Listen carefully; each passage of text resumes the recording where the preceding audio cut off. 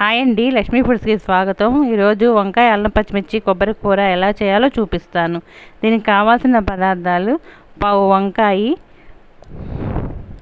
కొత్తిమీర, కొబ్బరి, అల్లం, పచ్చిమిర్చి, కరివేపాకు.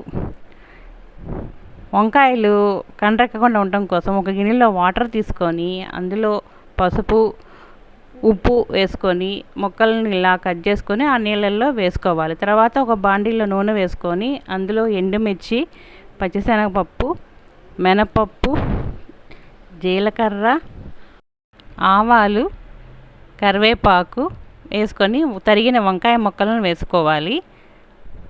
అందులో చిటికెడు పసుపు, ఒక స్పూన్ సాల్ట్ వేసుకొని బాగా కలుపుకోవాలి. మూత పెట్టి 10 నిమిషాల పాటు మగ్గించుకోవాలి.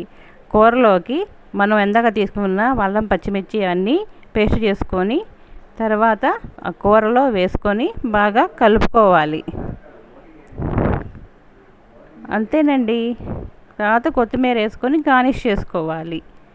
ఇంతే, రుచికరమైన కమ్మని వంకాయ కూర రెడీ అయిపోయింది. So please subscribe to my channel. Thank you.